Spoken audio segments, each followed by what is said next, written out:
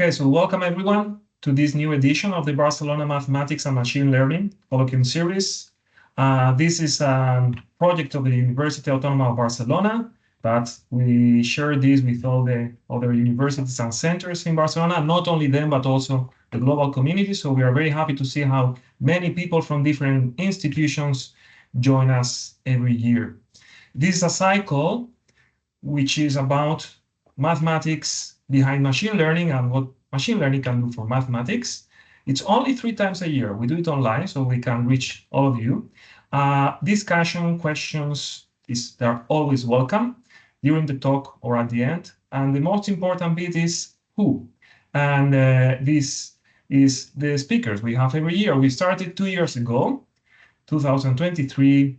Last year, we have 3 more speakers. You can see all the recordings on our website. And for this year, this is the program. And today, we are opening with Kristin Lauter.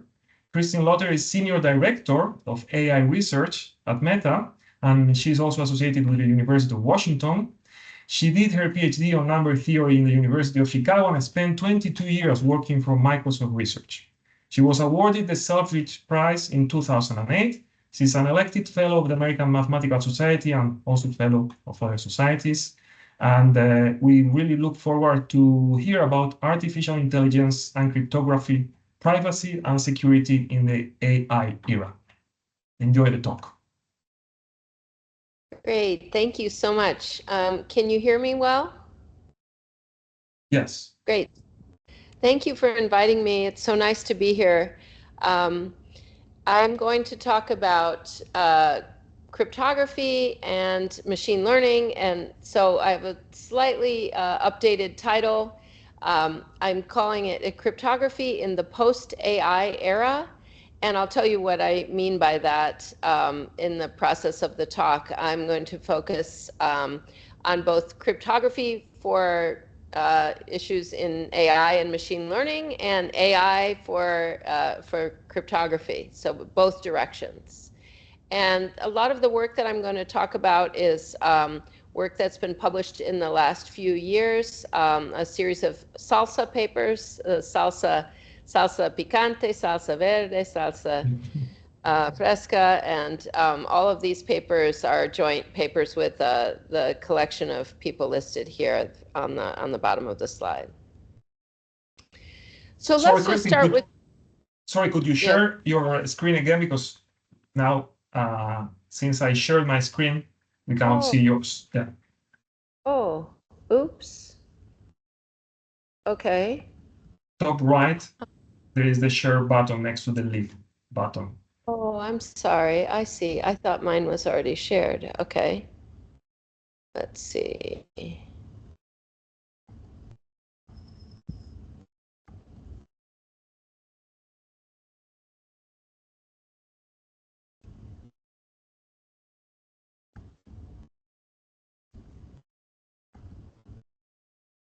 That's it. Perfect. Now, okay, good. There we go. Sorry about that. Thank you. Okay, so let's start with cryptography. What is cryptography? In general, the science of keeping secrets, but also protecting privacy, authenticating parties and connections. So you use cryptography when you try to buy something online, you know, for secure browser sessions, for encrypted messaging. So you can have private chats, for example, on WhatsApp or Messenger, that kind of thing. So I want to talk about the interplay between cryptography and the mathematics of cryptography and machine learning, which is the main topic of this seminar. So machine learning these days, machine learning has been used historically over the last few decades by computer scientists to refer to a kind of mathematical modeling, really. It means you pick a model in a certain shape, in a certain form described mathematically, and then you give the machine data to learn from, and that's why it's called machine learning. It has to basically train this model, and we'll talk about that in a little bit more detail later. But what's happened recently is there's been, I say we're living in the AI era, because AI, especially deep learning, has kind of taken off, and AI, artificial intelligence, refers to essentially using machine learning to learn from data and create models that are very useful for humans to do all kinds of things, from speech recognition to image recognition to all kinds of classification tasks that are useful in medicine and things like that. So we'll get to a few more examples of that later as well. But as I said in my abstract for my talk, one way to think of artificial intelligence today is that it's the science of utilizing data to formulate mathematical models that predict outcomes with high assurance. So you can use these predictions to make decisions or get recommendations or all kinds of services now. Okay, so what do cryptography and machine learning have to do with each other? Well, on the one hand, I've given many talks in the past on what I call private AI, which is actually what I talked about when I was speaking at the International Congress of Industrial and Applied Mathematics in Valencia in 2019. So private AI was the topic that I spoke on there, which meant using cryptography tools to protect data while you're doing machine learning. So basically turning the whole machine learning pipeline of learning from data into a pipeline that works only on encrypted data. And that's a combination of cryptography and machine learning, which I worked on for about 10 years, actually, up until about 2021 when I went to Facebook. This area, which I call private AI, if you want, you can see my online talks, including from ICIUM in Valencia on private AI, but I'm not going to talk about that today. So that is really using cryptography to protect privacy when you're doing machine learning or AI. So today I wanted to talk about kind of the opposite direction, which is in the future, we want to be able to assure that our secrets and our communications are secure. And everyone is very worried today about quantum machines, quantum computers being developed. There are already very small scale quantum computers that exist. And we know that the cryptography that we use today will be broken when we have full-scale quantum computers. So there's been a race over the last, I'd say, 8 to 9 years to come up with mathematical systems for what we call post-quantum cryptography. So the problem is there's systems that have been standardized, but they are called post-quantum because we don't know quantum attacks yet that can break these systems. But the problem is that we also have AI. I like to say, that's why I said in my title, we're living in a post-AI era already. We have very strong machine learning algorithms that enable AI. And so what I've been doing with my team over the last 4 years since I went to Facebook is to work on using machine learning or AI to actually attack cryptographic systems. So it's the reverse of the private AI direction that I used to talk about in the past. So this talk is going to focus on that direction of using AI or machine learning to attack mathematical problems that are the foundation for post-quantum cryptography. So first I'm going to talk about post-quantum cryptography. What is that? And a particular standardized version of post-quantum cryptography called lattice-based cryptography. And then I'd like to explain machine learning kind of at a very, very, very low level just to get the idea, and explain how we use machine learning to attack post-quantum cryptosystems, the SALSA papers. And then I'll finish by talking about our benchmarking project over the last year to make all of these tools available and allow people to benchmark all the known attacks on the proposed crypto systems. So can you hear me pretty well? No interruptions? Okay, great. Great. So people talk about post-quantum cryptography. So it's, I think, appropriate to use the term pre-quantum cryptography. Pre-quantum cryptography means what the cryptography we use today. So the cryptography that is what public key cryptosystems that are widely deployed for protecting, for example, your secure browser connections or encrypted messaging. It's based on math problems, algebraic and number theoretic problems. For example, the hardness of factoring large integers is the basis for the RSA system. And there's a discrete logarithm problem, which is what Diffie-Hellman is based on. And that can be instantiated in any abelian group, really, but a cyclic abelian group is the usual. So, for example, it could be in the multiplicative group of a finite field, or it could be in on the group of points on an elliptic curve over a finite field. So those are, all three of those are deployed cryptographic systems today. And actually, when I went to Microsoft in 1999, and I worked for about the first 5 or 6 years just on getting elliptic curve cryptography deployed in the industry. And that was a very interesting project and formative time for me to work with a lot of engineers, software engineers, and other mathematicians working on algorithmic number theory to improve, the performance of elliptic curve cryptosystems, but also to influence and work with policymakers and governments to get elliptic curve crypto adopted. And so what happened was it was shipped in Windows Vista in 2005, and then it was spread to all the rest of our products in Microsoft and throughout the industry. And so today you see, many browsers that support elliptic curve cryptography. So the pre-quantum systems are what we use today because we still don't have quantum computers that have been enabled at scale, and we don't really know when those will be when they will arrive. And there's progress reported here and there, but it's hard to predict because there are real physical problems that have to be solved by physicists and engineers to make that a reality.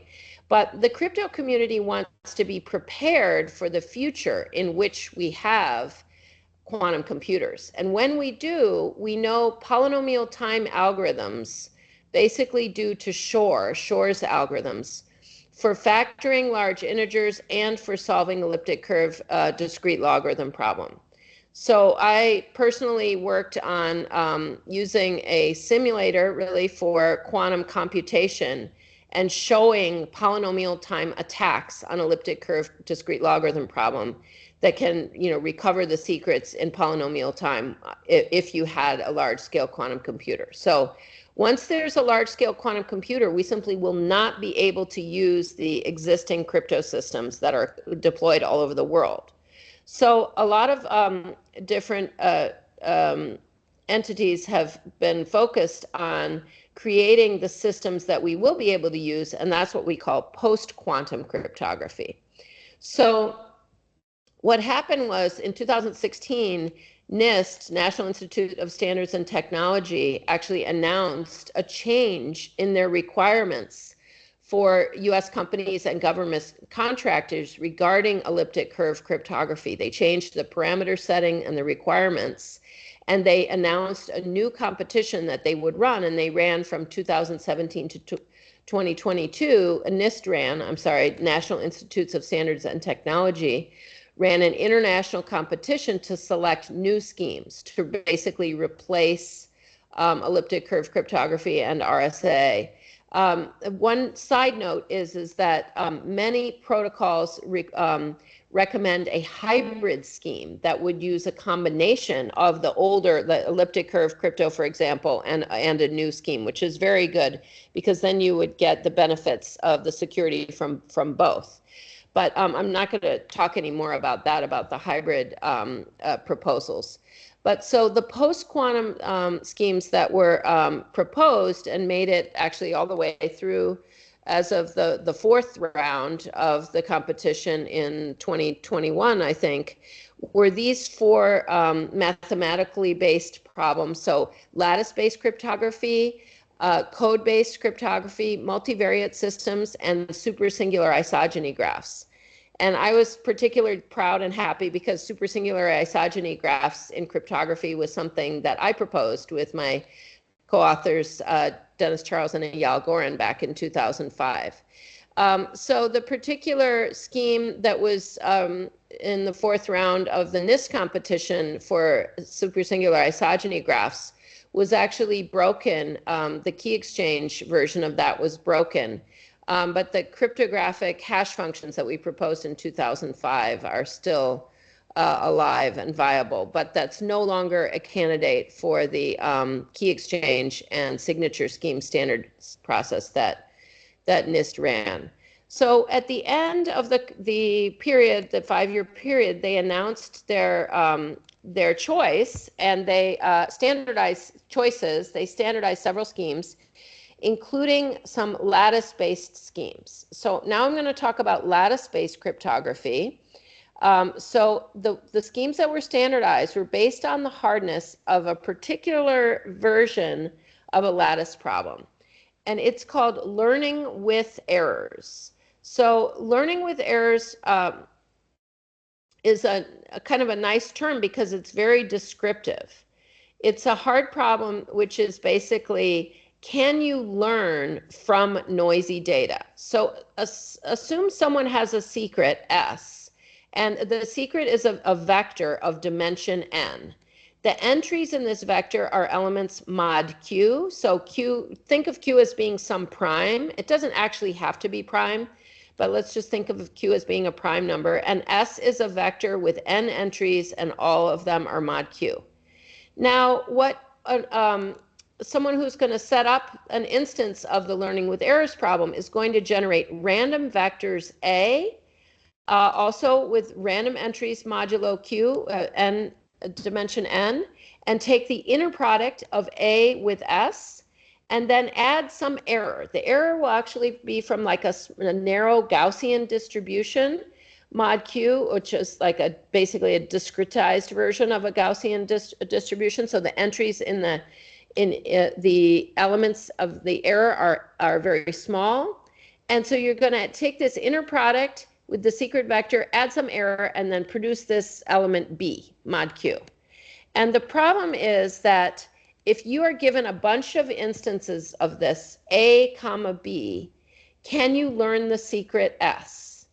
So an interesting variant of this problem, which is called the decision LWE problem, is given a bunch of A comma B, can you even decide whether these are learning with errors instances, or are these just random A vectors with a random B each time? So there's the decision version and then the search version. The search version is to be able to find the secret S. Now, one way to think of this is, so B is a noisy inner product of a random vector A with S. So another way to think of this learning with errors problem is you're given a bunch of kind of noisy data. A are random vectors, and then B are noisy inner products. And the question is, can you learn from this noisy data? And that should remind you of what we talked about in the beginning, which is machine learning. Machine learning is given a bunch of data.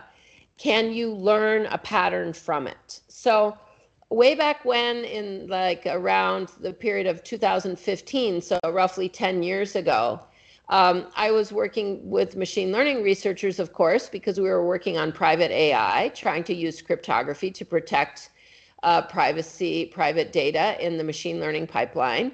And I was working, in cryptography with cryptographers. I was leading the cryptography research team at Microsoft Research. And I just thought to myself, well, isn't this odd? The machine learning, the cryptography community thinks that this problem is hard, that it's hard to learn from noisy data. And the machine learning community thinks that this problem is easy, that it's easy to learn from noisy data.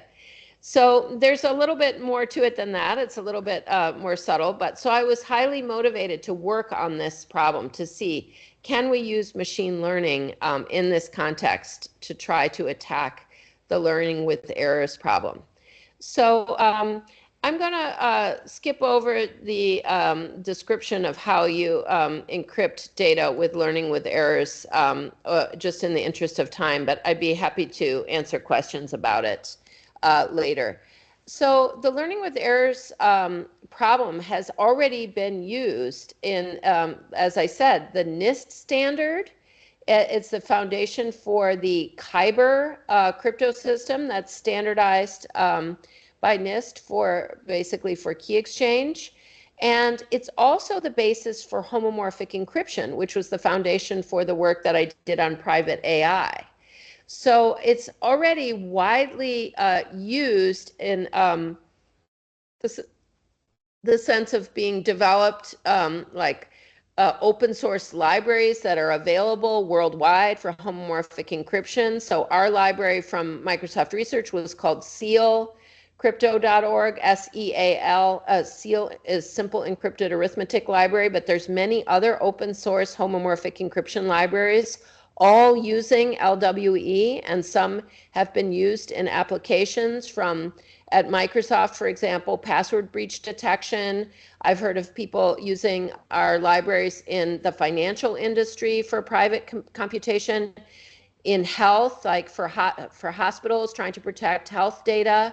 So homomorphic encryption has already been widely used, even though it's not very advanced in the sense of standardization. Whereas the NIST standard for key exchange, Kyber, it's already standardized, but it's now currently being rolled out. So industry partners are really working on deployment. So these learning with error systems really are already there. They're already, ready to go, already being used in practice. So I wanted to talk a little bit about the parameters that are used, but because it's very important to select secure parameters. So this is kind of how it works. So you select the dimension of the it's actually defines a lattice when you collect a whole bunch of these samples, where A are the random vectors. So there's a lattice, which is a discrete linear subspace of Euclidean space that's generated by these vectors, or there could be like a slightly more complicated lattice that is defined by the vectors, that generate it, including the A's, but using a few other elements as well. And the lattice, we say that the lattice problem is in dimension n. And for an example, for Kyber and homomorphic encryption, we use n to be a power of 2. So the typical dimensions of these lattices start at around dimension 512. Homomorphic encryption kind of starts at dimension 1024. So think like 1,000-dimensional lattices. Just as a rule of thumb, just think n is around 1,000. That's a good just to give you a good picture. And then Q is the modulus. That's everything has to, when you implement it on a computer, has to be finite. And so we take a finite modulus so that elements mod Q are represented by a finite number of bits. And then the error is, like I said, going to be small. It's small values that are added to make the secret inner products into something a little bit noisy, so you can't just attack them by using linear algebra. But the error needs to be relatively small for performance reasons and a few other reasons. But the secret vector itself, the way I described it, the secret vector could be every element is an element which is random mod Q, or it could be what happens in practice is that smaller secrets get selected for performance reasons. So as an example, you can use binary secrets. Every entry, all of the n entries are either a 0 or a 1, binary secret. Ternary secrets refers to the entries of the secret are 1 or 0 or -1. So 3 possibilities, ternary secret. And there's 2 other what we call small secret distributions that are used in practice. So one is if you select the secret from the same distribution as the error, so basically a discrete Gaussian distribution. So again, quite small. And then the third or the fourth one is the distribution that's actually used in Kyber, which is the binomial secret distribution. So even worse, for security reasons, even worse than using small secrets instead of random secrets, is using small sparse secrets. So for performance reasons, especially in homomorphic encryption, it was suggested that we could use secrets where not very many of the entries are non-zero. So you have only, for example, for n equals 1024, you would have only h equals 64. The Hamming weight of the secret would be only 64 non-zero entries. So that's been proposed and used in practice, for example. And that's what we call a sparse secret. So it's, in that case, it's like only, 6% of the entries are non-zero. And in fact, in higher dimensions, they have proposed even more sparse secrets. So the reason I'm going into detail here about the parameters for lattice-based cryptography or learning with errors is because it's very important to select the parameters carefully for security. So just as an example here, what I put in red is that there's examples where the learning with errors problem is not hard at all. And that is when Q is too large compared to N. And that is because we have actually polynomial time classical algorithms for what's called lattice reduction. So LLL is Lenzner-Lowash algorithm from the mid-80s. And it can find relatively short vectors in polynomial time, roughly twiddle of n to the fourth, so roughly n to the fourth times log q squared. And the thing is that it doesn't find the shortest vector. It just finds an approximately an approximation to the shortest vector. It's not a particularly good approximation either, but if q is very large, it's short enough relative to the size of Q to break the system. And so the important thing is once you pick n, your dimension, you have to make sure, this is a bit counterintuitive, but you have to make sure that Q is small enough, your modulus is small enough so that the lattice problem is still hard. If Q is too large, the lattice problem will be easy and it won't be a secure system. So these are the parameters that are actually proposed for Kyber. So there's, for those of you who are number theorists, you might be happy to know that it uses a cyclotomic ring based in a dimension n equals 256, but it takes a module over that, the ring of integers in a cyclotomic field, and it takes a module of rank either 2 or 3. So the total dimension is either 512 or 768. The Q is roughly 3,329, I think. Log Q is roughly 12. It uses a binomial secret distribution, which is a small secret, but luckily at least it's not entirely sparse. It only has about 37% 0 bits, so more than 60% non-sparse, which is good for security. Okay, so I've mentioned homomorphic encryption parameters as well. They are bigger for practical reasons, wanting to be able to efficiently encrypt a lot of data. And I won't go into more details on homomorphic encryption parameters unless people have questions at the end. But like I said, they start with dimension around n equals 1024. It was the minimum that we standardized in our 2018 standard. If you want to see the standard for homomorphic encryption that our informal consortium homomorphicencryption.org has standardized, you can go to that webpage, homomorphicencryption.org, and click on the standard.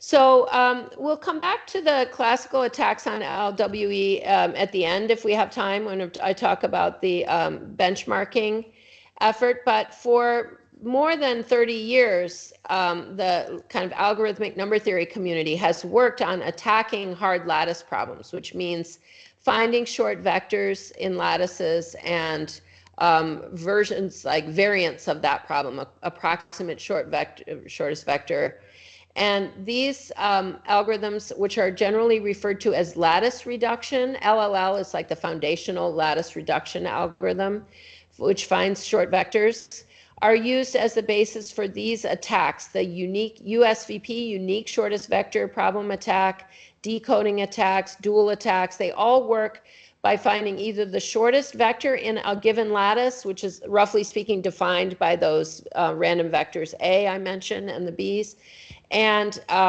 either finding the shortest vector or finding a short enough vector.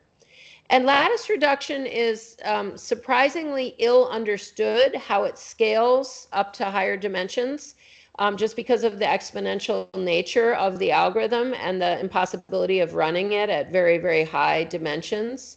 And so that leads us to wonder about the long-term security of these systems and whether there are other attacks that could be explored. And as I said, I began to wonder whether machine learning could be used to attack these problems. So what I'm going to do now is to shift over and talk for a few minutes a little bit about machine learning. So I apologize if you're a machine learning expert. This will seem like a massive oversimplification. But I just think it's good to really think about machine learning from first principles, from the most basic ideas that are foundational before jumping into all the current technology such as deep neural nets and transformers and all of those things. So if you really go back to basics, like I said, machine learning is really just the practice of learning from data. So I'm going to talk about the supervised learning example. Supervised learning means you start with what we call labeled data. So you have some training data, and let's say it's a classification problem. If it's a binary classification problem, like it's an image, is this a cat or a dog? That's a binary classification problem because you only have two options, two answers, but you can have classification problems that have many possible answers, like what flower is this? What plant is this? So you get labeled training data, and you have in mind some model that you're going to train. You have the shape of the model, and now you have to actually, by performing mathematical operations on the training data, you have to figure out what should be the coefficients of this model. So those coefficients are usually called weights in the model. So what you're doing when you're training is you're computing what are the weights of your eventual trained model. And you can keep training and keep updating the weights as you go. So as you could see from this description, training data has to be represented as vectors that you can actually pass into, algorithms that are implemented on a computer. So everything has to be finite, represented in some type of system. And there's many different examples actually that I worked on when I worked on private AI of how you encode real world data into vectors like that you would use for training. So things like for targeted advertising, like personal profiles, like characteristics of people, like 200 different characteristics, like, are you a soccer mom, or are you a businesswoman, or, things like that. So movie preferences, like a history of your movie preferences can be encoded in a discrete way. A history of your credit card purchases. Credit cards use machine learning to detect fraud, to try to prevent fraudulent purchases. I worked a lot on genomic and health privacy, genomic sequences that are like the human genome or animals or plants genomes represented with bits. So these are all examples of real world data that you then have to decide how to represent on a computer to use and then input into the training process. So I like to use this example I'm very interested in AI for health and also, health privacy issues. And so this is an example of training that was done on actual medical data. So these are measurements of a tumor. I think it was like a liver tumor. So think of each row in this table as being a different patient. And then you can see that this data is labeled in the sense that these tumors in these patients were either benign or malignant. So benign is green and malignant is red. So this is just binary classification. And the idea is that this is a bunch of data, and you could decide to train a model which on this data, which tries to do a good prediction of, given a new patient, here's their vector, their measurements of their tumor, which is it? Is it more likely to be benign, or is it more likely to be malignant? So that's what's happening underneath when you do AI or ML. And so what I like to show is a very simple machine learning model. And this is nothing that's used in practice today. We're using much more complicated models, but the idea is still very powerful.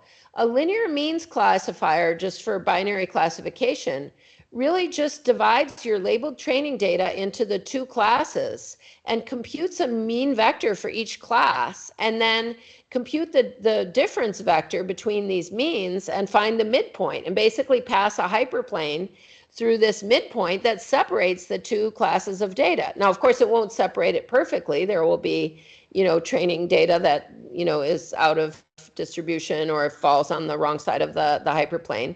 But the idea is, and again, this is a very bad picture because I'm just drawing something in dimension 2, but as you could see, even my small chart here was like, at least like around a 20-dimensional space, if there were around 20 columns here. But this is just a picture. Imagine this was like a 20-dimensional representation of this data, and then you find a kind of a hyperplane that separates the data. And so the classification task, given a new vector, you just decide which side of this hyperplane is it on. So this gives you a very simple flavor of machine learning and how, like a very simple example, would be computed. But the general principle extends to the more complicated models, because the idea is that what you're actually trying to do is you're trying to find some decision boundary. So think of that hyperplane as being a decision boundary that you can use to say, oh, a new data point, which side of the boundary is it on? Is it more likely to be malignant, or is it more likely to be benign? And so this, what you do to find this boundary that helps you to make decisions is you compute it by minimizing a loss function. And the loss function could be something as simple as, essentially, like in this example, what's called a least squares distance, or mean squared error. So if you have this decision boundary, and what you do is you just minimize the distance of the collective distance of all the points to your decision boundary, then that is actually a loss function, the collection of all of these distances added together, and you want to minimize that loss function. So think of your loss function as, again, being defined by some very high dimensional model that you're trying to minimize. So you're basically, it's like multivariable calculus, because you're trying to walk around on a multi-dimensional kind of hypersurface and find a local minimum, if not a global minimum. So that is the whole process that's going on when you're training a model. So that's why it involves, like, Jacobians and all kinds of great things that you learn in linear algebra. So I like to describe, machine learning as basically advanced applied, linear algebra and multivariable calculus, because you're minimizing loss functions. So that was kind of my little deep dive on the background on machine learning. I'll be curious to know if anybody finds that useful. If you're already a machine learning expert, I apologize for the simple explanation. But now let's turn to, how do we use machine learning to connect back to cryptography? So as I said, the basic idea is that you're given a bunch of noisy data, A, comma, B, and now you want to learn the secret. Well, the way that machine learning works is that you need to have some task that you're going to train the model to do. So I showed you prediction task, like predicting whether a tumor was benign or malignant, or on an image, is this a cat or a dog? In general, you can have other classification tasks that are not benign or not binary, sorry. So for example, what we chose is that we chose to train a model on samples A comma B, and the task is given A, predict B. That's what we trained models to do. And actually, LWE or ML models are very good at learning from noisy data. But the problem is the really hard part in our setup is that we have to do all of these computations mod Q. So this is not real. Otherwise it would be a lot just like linear regression, essentially, if there were no mod Q. But it turns out that our machine learning models are not very good at doing modular arithmetic. So we trained in a series of papers that I referred to earlier, the SALSA papers, 4 papers from 2022 to 2024, trained models to learn from the noisy LWE data, and we used them to predict and recover secrets for machine learning attack on LWE. So we did this using transformer models, and we trained on the data A comma B to predict B from A, and then we had to develop cryptographic distinguishers which use the models as an oracle to recover the secrets. So the first SALSA paper published in NeurIPS 2022 actually was really only a proof of concept, just that this method could work. It wasn't, beating any of the other, algorithms for recovering secrets. So we could only attack sparse binary secrets. So the entries of the secret are 0 or 1, and there's not very many ones. And the dimension of the problem was pretty small. We only got up to about size dimension n equals 128. So SALSA, just in case you're wondering, it's a complicated acronym, so I have to write it down in order to remember it. SALSA refers to secret recovery attacks on learning with errors via sequence-to-sequence models with attention. So you can see why we prefer to say SALSA instead of that long title. So just to summarize SALSA in terms of its ingredients, there's a transformer model, which we train on the data A comma B. Then there's a secret recovery stage where we use our cryptographic distinguishers to extract a secret prediction from the model. And then, of course, we don't want to cheat and assume that we know the secret, but we need to be able to check whether our secret is correct, and we do that using statistical methods without knowledge of the secret. So even though we make up the problems that we attack, then we don't use the fact that we know the secret, so we can show that we can recover the secret. And if our models are good and we've extracted the right secret, then we'll check and we'll notice, oh, we've found the secret, and we'll stop. But if the model has not learned well enough yet, then we'll keep going and keep iterating this process, keep training, keep extracting the secret, keep checking if it's correct until either we succeed or just at some point it times out and we give up and we don't recover the secret. So I'm it's almost to 10 o'clock here, and I was going to I could take another like 5 or 10 minutes and talk more details about, secret recovery and benchmarking, our approach. Would that be good, or should I stop and take more questions? No, I think it's good that you tell us, about that, and then it's time for questions if you are available. Yeah. Yes. So if I talk for another, because we started a little bit late, if I talk for another, of course, 10 minutes, is that okay? Yeah, and then we even more than 10. Yeah, even more than 10. Yeah. Great, excellent. I'm glad. Thank you. So I just wanted to show you these graphs. This is a kind of, I'm a mathematician by background, and so until I started working in machine learning and AI over the last 10 years or so, this wasn't the kind of thing that I ever looked at. But if you're a practitioner of machine learning, this is exactly the kind of thing that you look at all the time. So I thought it would be interesting to kind of show these graphs. So the way, when you're training, what you're doing is like I said, the idea of training a machine learning model is that you're kind of walking around on some very high dimensional surface, which describes the loss in your problem. You've got some loss function you're trying to minimize.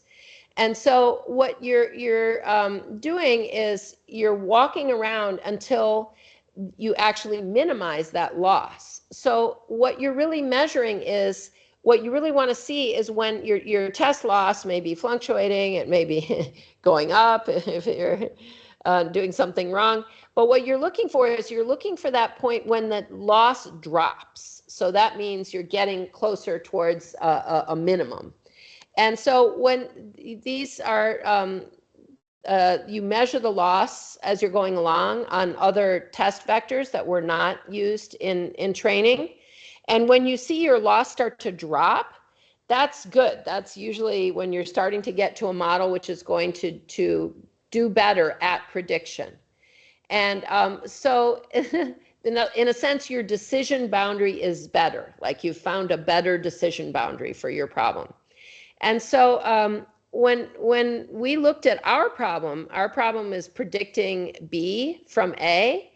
And we don't even need to be very accurate. So as you could see, so these different colors are different dimensions.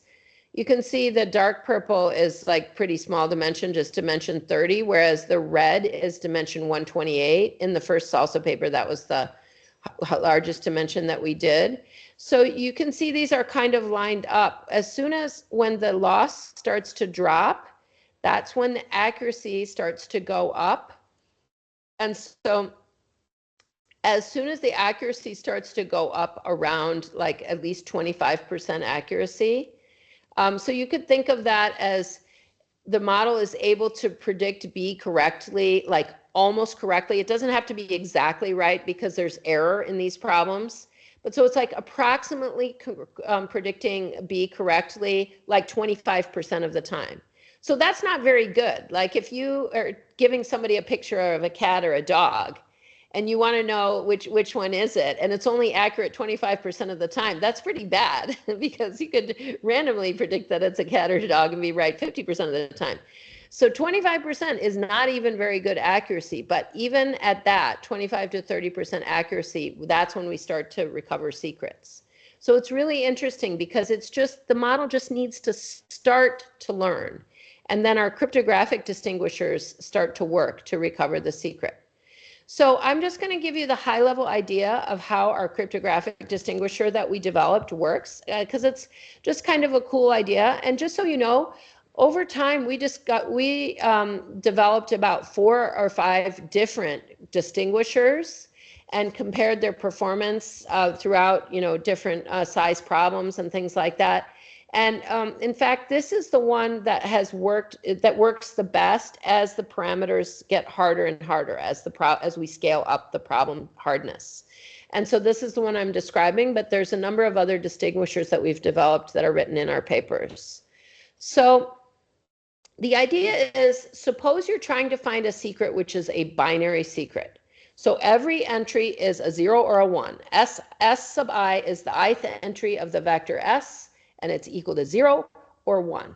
So when you take the inner product of A with S, all it's doing is basically a subset sum from A. It's the 1 entries in the S vector are picking out, they're getting multiplied by the corresponding entry in the A vector, and they're picking that out and they're getting summed together.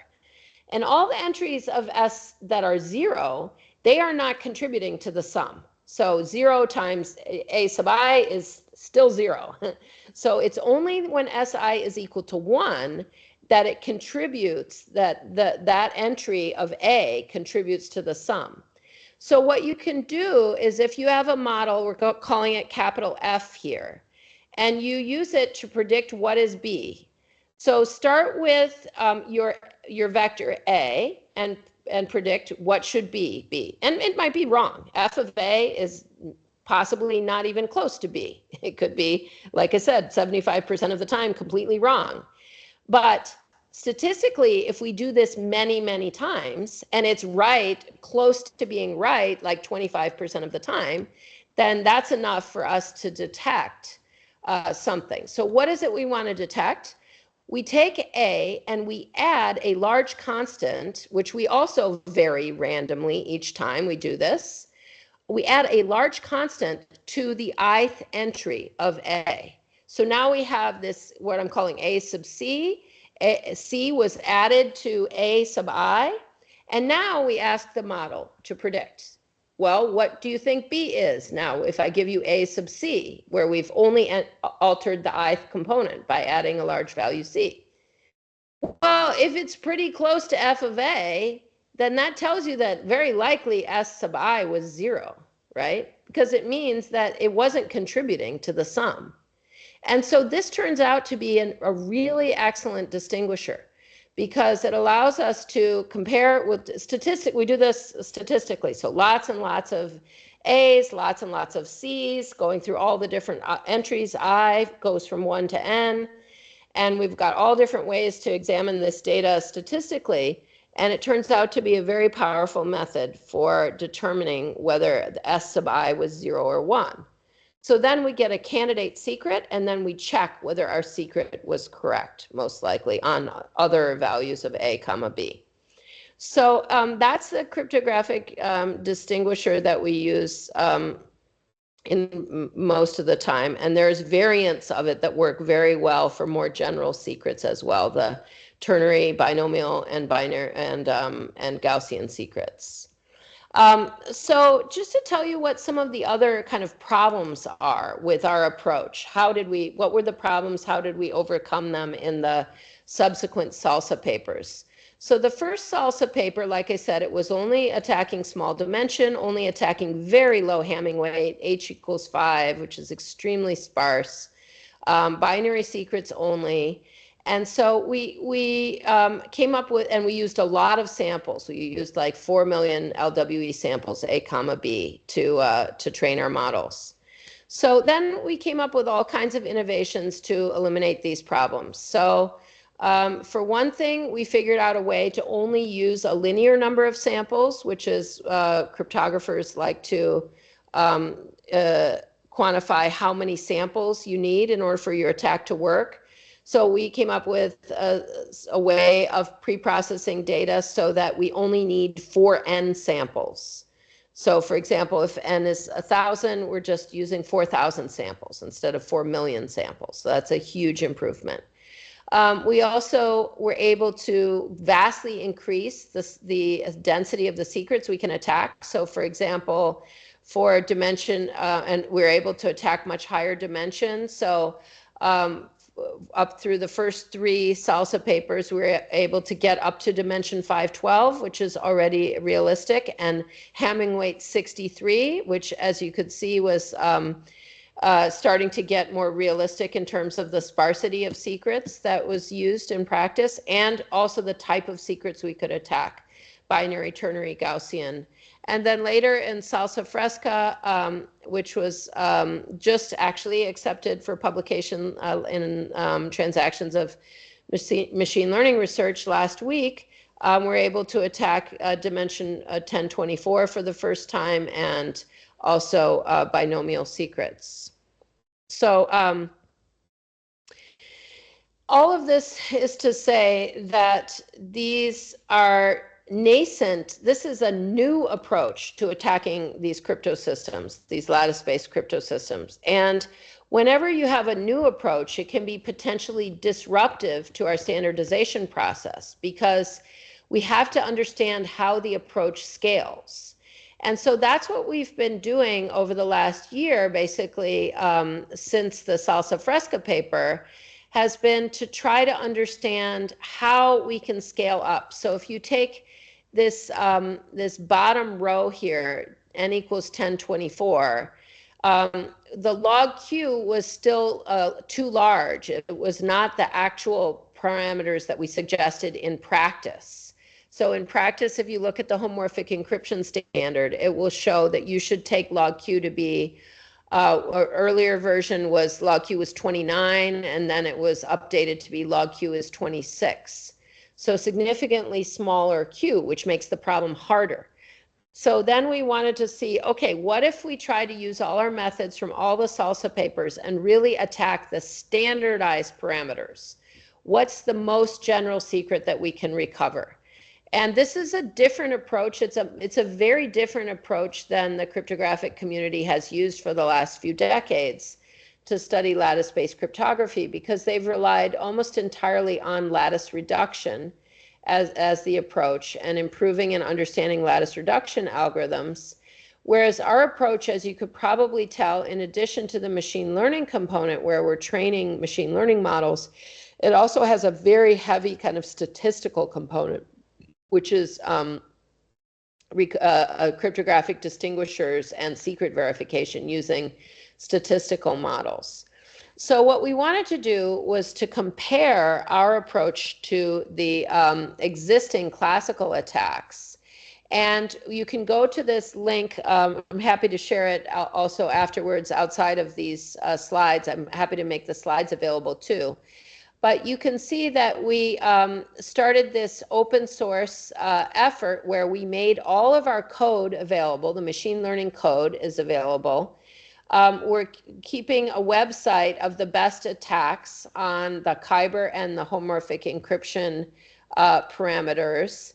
And we're accepting contributions. Anybody can upload their new, attacks or attack code, or they can download our code and improve it and do pull requests.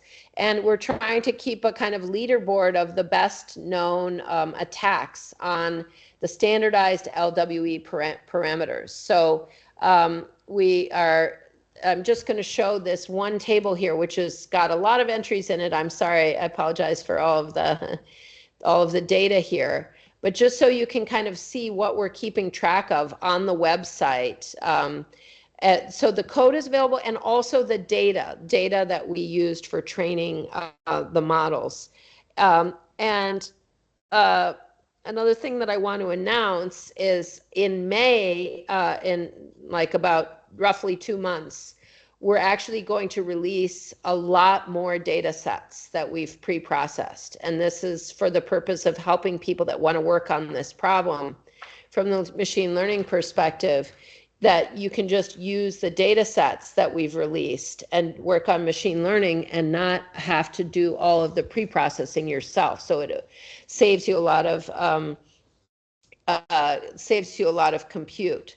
So we've already open sourced some of the data sets that we used in the benchmarking paper, and now we're going to open source more data. And we always keep releasing our model. Every time we publish a new SALSA paper, we release the new model as well, so everyone can use it.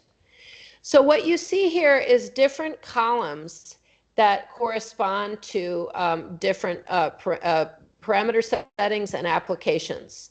So in the middle, do you see when I click with my cursor, no, it just goes to the next slide. Do you see where my cursor is? Oh, great. Okay, so in the middle where it says Kyber, you'll see that for different parameters, n is the dimension, and k, this is the module's rank. So it's either 2 or 3, and then log q is the size of q. So log q equals 12 is the actual standardized parameter, and log q 28 and 35, these are not toy instances, but they are easier instances that we are using to benchmark how good the attacks are getting. So this first column here is the column that's actually standardized. So this is the k equals 2, like rank 2 module, which corresponds to a dimension 512 lattice. So if you use like a standard unique shortest vector problem attack, we ran this attack for months and months and months, and it doesn't recover any secrets.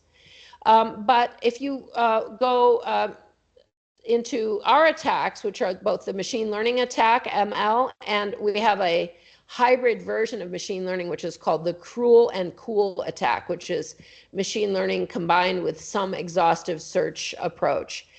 we're able to recover secrets for these standardized parameters that have Hamming weight 9 in the binomial case. So like I said, so out of 512, that's not very, very dense.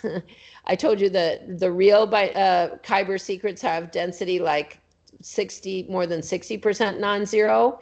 And here we're only talking about like 18% non-zero. But still, we recover secrets in 36 hours with this attack. With the hybrid, we recover secrets of Hamming weight 11 in like 28 hours. Now, this is not 28 hours, it's 28 hours wall time, not compute time. We do a tremendous amount of pre-processing. So you can see the pre-processing is in the second row here, which is on 3,000 machines we processed for 28 hours. So that is parallelized compute, which is not something that is possible with the lattice reduction attacks. The parallelization is what helps us to reduce the overall, wall time of the attack.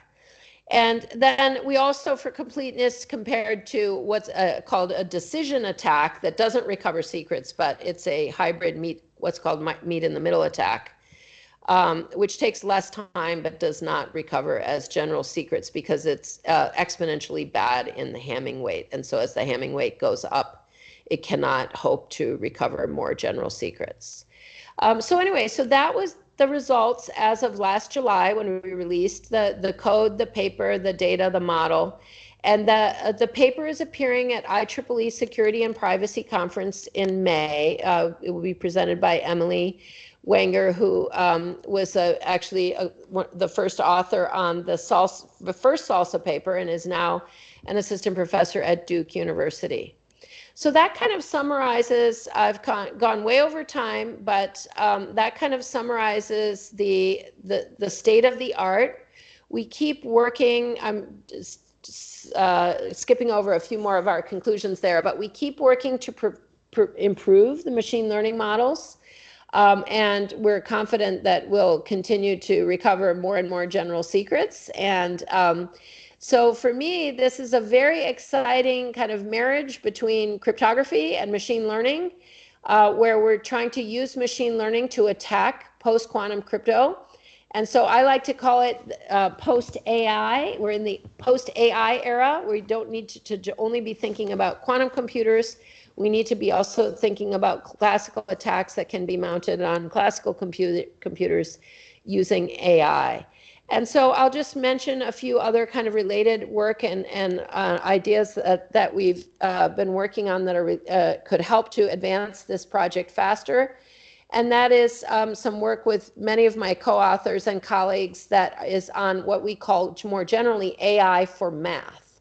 So training AI models to be able to do math, in other words, modular arithmetic, for example, or my colleague Francois Charton, who's worked on training models to do linear algebra or greatest common divisor. So we have papers published and under submission on using training AI models to do modular arithmetic. And we believe that as we get models which are better at modular arithmetic, they will also be better at recovering more and more general secrets. So thank you very much. I'm sorry for going over time.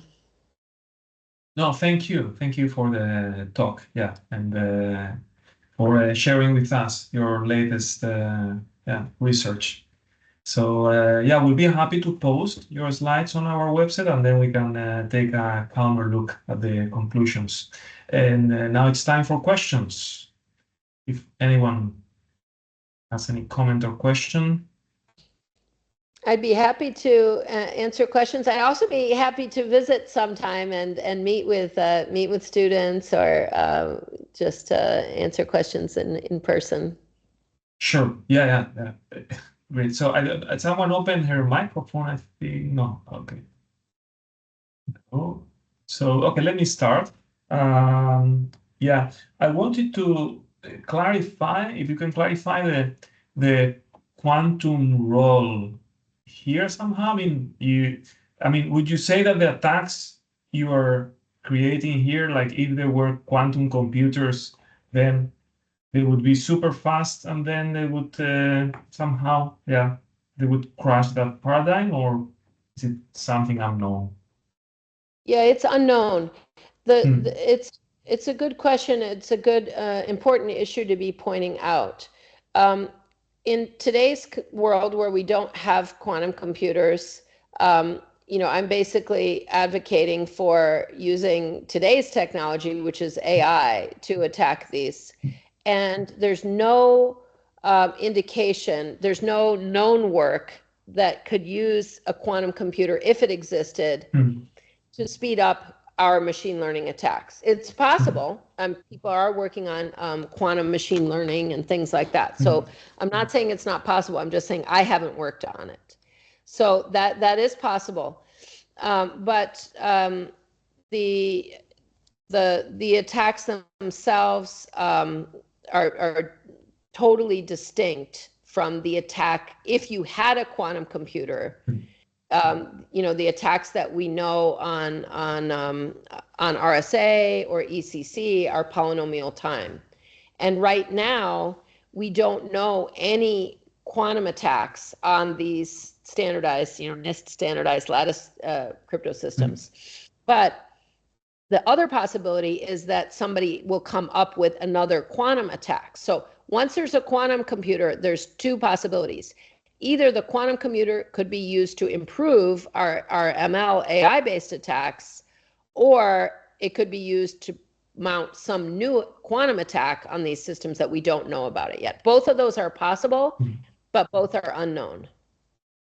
Okay, given that you now we talked about quantum computers, yeah, let me bring forward a question I had for later about quantum computers. You were quite diplomatic about the progress on quantum computers. I wonder if you can say something else, because I mean recently there were some headlines, right, about the topological qubits and now qubits. And how do you see it? Can you tell us a bit more about that? Well, I'm happy to say a few things, but you have to realize that I'm absolutely not an expert on quantum computers. So I'm very, very little better informed than probably any of you. But what I will say is that it has been very exciting to be in the industry over the last 25 years, where it was around 20 years ago that Microsoft Research invested in starting the quantum computing projects. Station Q, it was called, actually located in Santa Barbara, led by Michael Friedman, who's a Fields medalist in mathematics, who had this idea. And so to see that be supported and funded, millions, I don't know how many tens of millions of dollars spent over 20 years, on that effort. And so to see progress is absolutely wonderful, to see like the visionary leadership of both the scientists and the leaders who decided to fund this effort. Now, whether it's going to really lead to a breakthrough and really be able to produce something practical, I don't know. My understanding is that there are at least 4 or 5 main hypotheses for how to be able to get to a full-scale quantum computer. And they're basically led by, different labs, kind of experimental labs around the world, and many of them partnering with industry to get funding and things like that. And I don't know the status of the race, in the sense, like which one is going to be the best one. But I do know that there's extremely hard, engineering problems and, physics problems to be solved, I think, in each of them. And so that's what I think makes it really hard to predict, like which one will win out. But just to see progress on the topological qubit approach was just very, very exciting, especially having been there at the beginning when Station Q was founded, like more than 20 years ago. So really, really nice development there. Yeah, thank you. Coming back now to what you told us more precisely, I wanted to ask you about the role of transformers. So yeah, you mentioned them. I'm curious to know whether it is something that responded to some needs. I think it was around, slide 23. Whether you had a need and then you realized, wait a second, we need transformers, or whether you were trying like latest developments to see, okay, let's see how it will do in this different framework, and then you realize it helps. Yeah.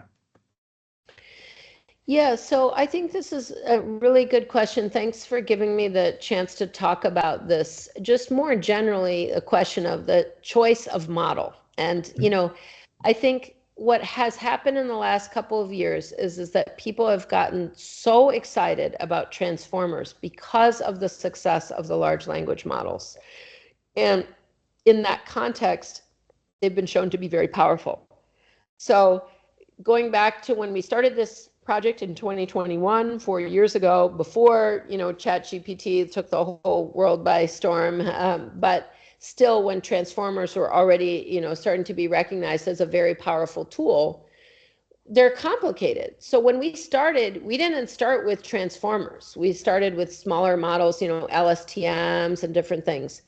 And so in the beginning, when we were just trying to make anything work for the first salsa paper, it's very confusing because we were mixed up by the fact that the models are bad at modular arithmetic. So were we failing because it can't learn modular arithmetic, or were we failing because we're not using a complicated enough model, or because our parameters are too hard, or whatever? So there's a lot of stuff that was mixed up. But at the time, we were trying different models, and the transformers were doing as well or better than the other models we were trying. So this is not a scientific statement. This is just telling you our experience. And so we said, okay, well, why don't we just stick with transformers? Because, we've got good optimized implementations of them. Everybody's, they're taking the world by storm. Everybody's focusing on them. Maybe they'll have a lot of capacity that'll help us with scaling up to larger sizes. So we stuck with transformers, but a couple of things have happened since then that are interesting. One is that we have tried and tried and tried to scale up the size of our models, meaning more layers, more parameters, more, bigger and bigger models that you tune. And it has never helped. So we have not gotten any power out of scaling up the way you do for large language models, where you take bigger and bigger models and then you get more and more impressive, results. So we have not seen that in the math realm. And that's consistent with other work in both modular arithmetic and other math problems. Second thing is that there has been some attempt, both we've looked at simple models like linear regression. There's also a paper out in the last 6 months or so of a team that used much simpler, smaller models, and were able to get really good results on our same, data sets and our same parameter settings. So that indicates that possibly we could be using much simpler models and that we don't need transformers. However, it turned out that in their paper, in their experiments, they were kind of cheating. So it wasn't quite a fair experiment, what they were doing, but it's still interesting. So I don't mean cheating like in a bad way, but they were using information that they wouldn't be able to have if they were doing the attack in the wild. So they're using our preprocessed data sets with extra information that they wouldn't have. So I think there's a lot of work to be done in a lot of different directions, but one of them is simply just using simpler models. And another is understanding whether these big fancy models like transformers can help. Our Salsa Fresca paper started to investigate what we call pre-training. And pre-training is what the large language models do. They pre-train on a very large corpus of data, and then they'll fine-tune on some task or on some more specialized data set, like let's say a medical data set or something, to get a more specialized model. So we tried pre-training, and it showed some modest gains, but nothing hugely impressive. So that's another open question. If we stick with transformers, can we get some really significant gains from pre-training? Because pre-training can be done offline once and then be used for everyone for all future attacks. And so that's a very powerful tool if we can use pre-training. So there's a lot of things like that could use the power of transformers that we haven't figured out yet. Okay. Yeah, I have a few more questions, but actually let me see if someone in the audience I want to ask. or comment something. You can raise your hand or open your microphone. Okay, you can do that at any time, but I'll go for my next question. How do you feel in the role of the attacker somehow? Do you have the feeling that, because I mean, at the end of the day, right, you have this security system and you are setting up this attack to make it safer. So to prevent, I guess, someone else coming up with that idea, right? But you could also, Yes. do you sometimes think, okay, but if, come on, if we were not thinking about this, probably perhaps no one else could care about that. I mean, like somehow, yeah, it's how do you deal with this balance? Well, I think that's an interesting question, but I don't struggle with it. It doesn't bother me. The community of cryptographers who work on cryptanalysis in the open is relatively small. So I think what happens worldwide is that a lot of people that work on cryptanalysis work for governments. So in the US, there's the NSA, but in Europe, there's security organizations for each country. And I don't know what you have at the European Union level. But so there are people that are working on cryptanalysis not in the open, and we don't know what their results are. And so just because you don't see an attack published on something doesn't mean that there isn't an attack on something. And so to me, I'm very strongly motivated to work on this problem because I know from being in cryptography for 25 years how hard it is to migrate to new crypto systems. So in 2005, when MD5 was attacked, it was the predominantly used hash function. It took years and years to identify all the uses of MD5, even just within the Microsoft source code, and to rip them out and to replace them. There was a NIST hash function competition starting in 2005, which is actually where we proposed the supersingular isogeny graphs. And it took a while to standardize SHA-1 and SHA-2, and then to rip out the old, and there's still cryptographers finding implementations that still use MD5, 20 years later, which is known to be broken and it's hard to rip out. And so being proactive about understanding the threats and understanding the algorithms that can be used that will certainly be improved over time. These machine learning algorithms will only get better, for recovering secrets. I think is super important because right now we're at the deployment stage, and many companies and many governments around the world are going to spend millions and millions of dollars and literally years, implementing and deploying these new crypto systems. And if we have a chance of understanding ahead of time better what the risks are and maybe helping them to tweak the parameters or choose more secure parameters or think longer term about these attacks, I think that's very valuable. So I don't have any qualms. I don't have any qualms about it. Okay. Towards the end of your talk, you put this AI for math at the very end, I think, and you mentioned some projects. I don't remember seeing there any mention to Lean, the proof assistant, because it belongs somehow to a different path, I guess. Right. So I wanted to now know your take on that. If I'm not wrong, actually, you were on Microsoft Research when it was developed, when it was created, right? Yes, Yeah. I was in the leadership and we funded that project. Yes. Yeah. Yeah. So, and even before that, when I wasn't in the leadership, when COQ was developed, a COQ, the, Sure. was it verifying the proof of, what are all the like finite simple groups or something like that. I was also at Microsoft Research when that work was being done there as well.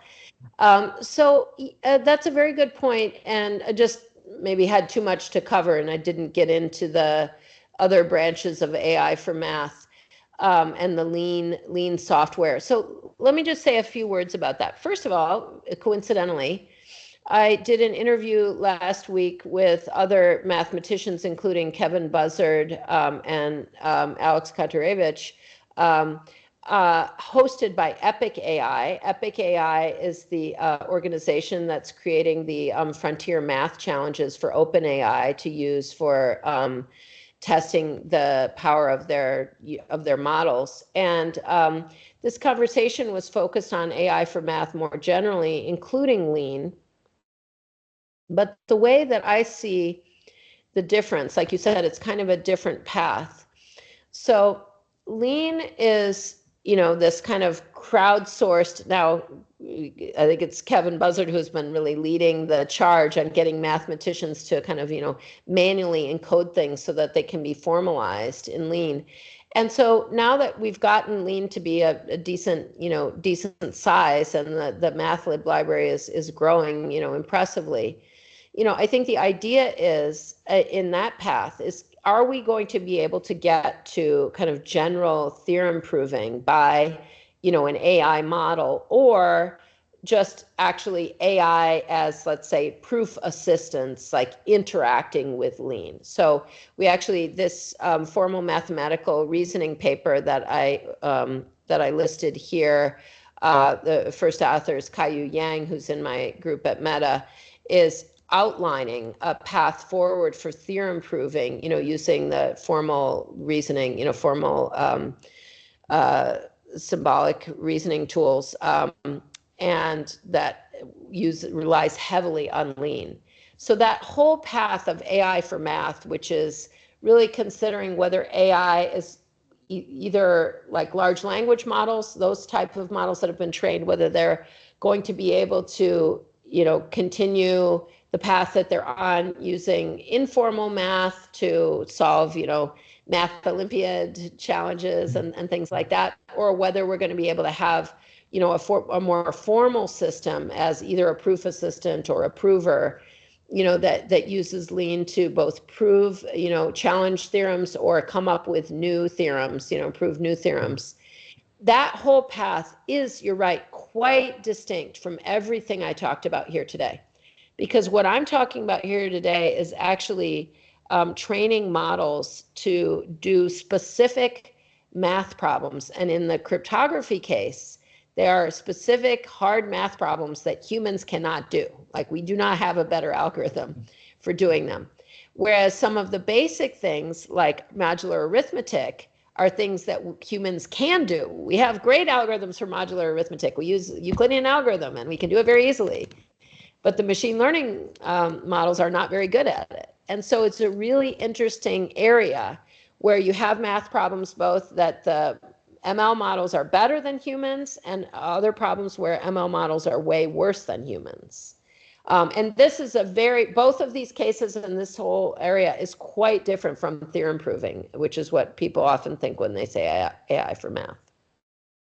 Okay, thanks a lot. And last question, unless someone from the audience wants to ask something, is about your, how do you see research in, say, mathematics departments and companies? Because, I mean, you did a PhD on like pure math. Say, I guess when you did your PhD, you didn't foresee this would be your career. I don't know. But now then you've spent like 22 years in Microsoft research. Now you are at Meta. How do you compare for the people? I'm asking also for the people who are just somehow on the side of the math departments to know, like you've been like in both. Yeah, how do you compare?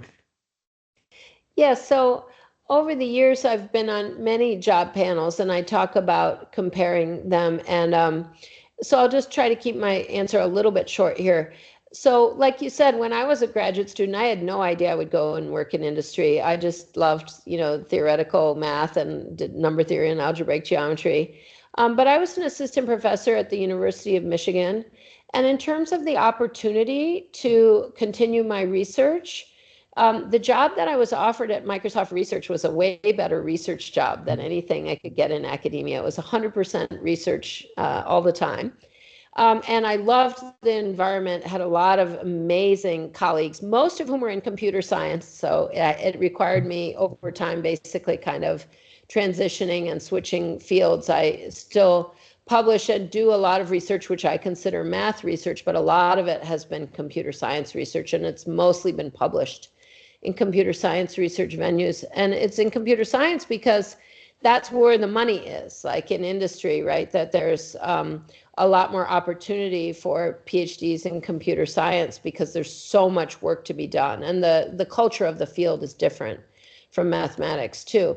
And so I felt very lucky that I was able to get hired to work specifically on elliptic curve cryptography because of my background and my expertise on number theory and finite fields and curves over finite fields and stuff. And yet this was very important and very useful in practice. And so that I was open to learning what was important in this new work environment, which included, being able to work with engineers, being able to communicate your work to lawyers and business people, not just to other mathematicians, to be able to deploy, systems by working with engineers, and also to work with policymakers, talking with people from government agencies. I helped write standards. I got involved in the standardization process, which was later what allowed me to start the homomorphic encryption standardization process through homomorphicencryption.org. So there were a lot of experiences that had to do with being a mathematician and using the mathematics to accomplish some goal, but being willing to participate in all the things that go around it, go with it, which was the legal side of things, patenting, the standardization and regulation, the engineering side, writing code and building robust systems and communicating, being able to help people understand the value of the work. And so what I would say is that if you're interested in going into industry, that you should be prepared to actually want to do all of those other things as well with the mathematics.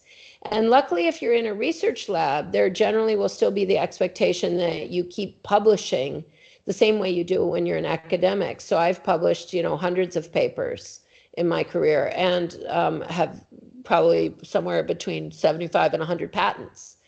But what it means is that all that extra time that you would have been spending, let's say, teaching, you spend on these other things. And the other thing I would say is that you have to be flexible.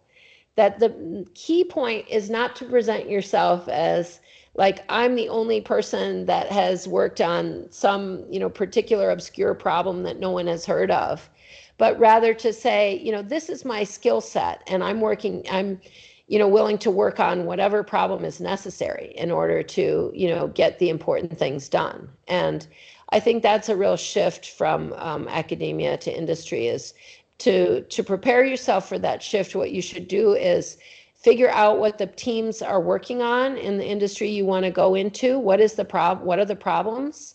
And then both inform yourself, and if you can, like, get an internship or something that allows you to start working in those areas so that you establish a track record and that you know what skills are needed and you can show that you have those skills. So programming, machine learning, statistics are all really, really important skills these days.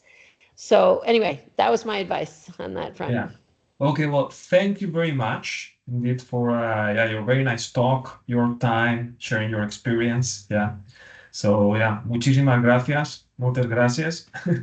So yeah, it was great to have you here. Yeah.